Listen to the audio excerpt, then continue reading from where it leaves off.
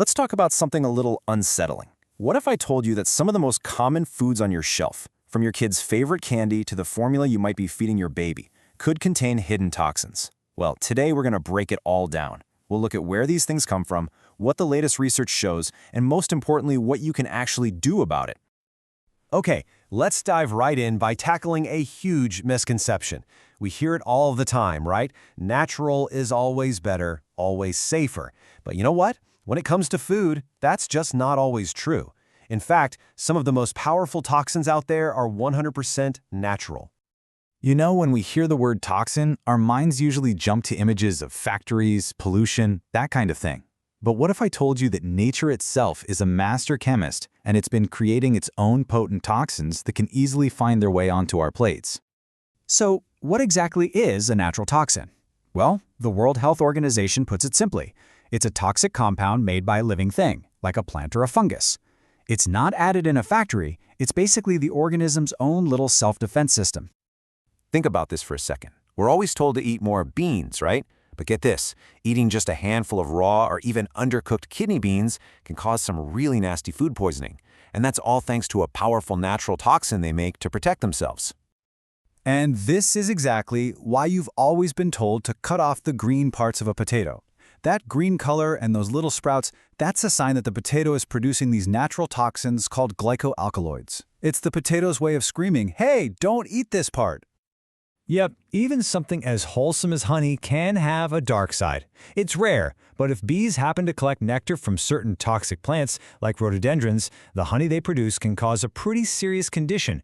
They literally call it mad honey poisoning. Okay, so we've established that nature has its own arsenal of toxins.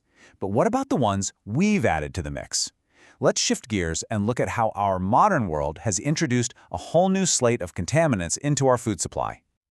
All right, here's the rundown of the usual suspects. You've got heavy metals that can seep into food from the soil and water. There are chemicals from plastic packaging that can actually transfer to what's inside.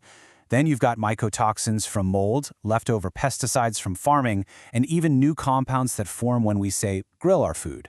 It's a lot. Now, this isn't just some abstract problem. A recent investigation in Florida put some of our favorite foods under the microscope, and the results, especially when it comes to things like candy, are, well, they're pretty eye-opening. The state's investigation really zeroed in on products our kids eat all the time. And what they found was kind of shocking. Out of 46 popular candies they tested, more than half came back positive for arsenic. And this slide, wow, this really puts it all into perspective. It doesn't just show the arsenic levels. It shows how many pieces of that candy it would take for a child to hit their safe limit for an entire year.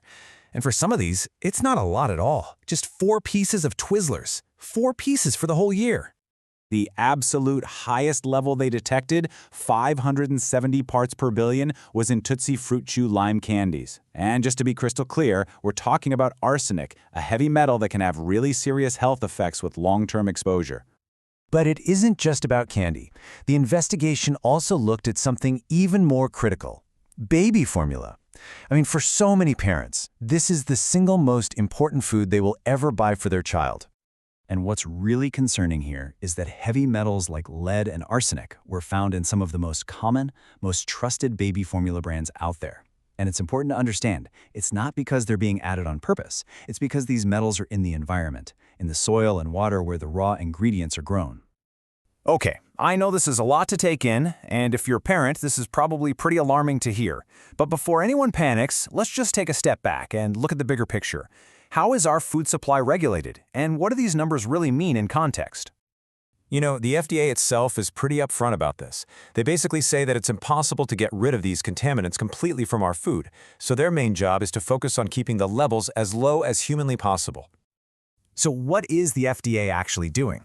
Well, they have a 3-part approach. They're constantly testing food, they step in and take unsafe products off the shelves, and they're always doing research to find better ways to detect these things.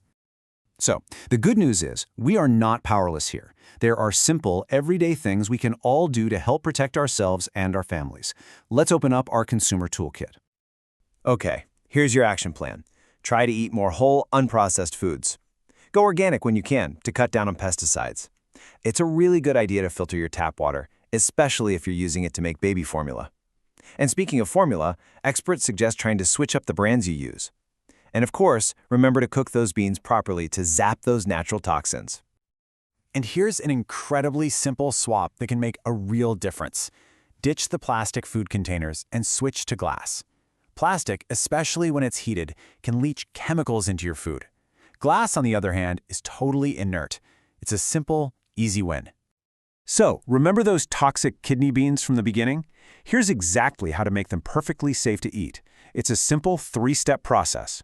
Soak them, rinse them really well, and then boil them hard for at least 30 minutes. That's it. Problem solved. At the end of the day, this really isn't about being scared of food. It's about being empowered with knowledge. Yes, we can make a difference with what we put in our shopping carts, but our real power, that lies in our collective voice. By demanding more transparency and higher safety standards, we can push for a safer food system for everyone. So the real question is, what are we going to do with this information now that we have it?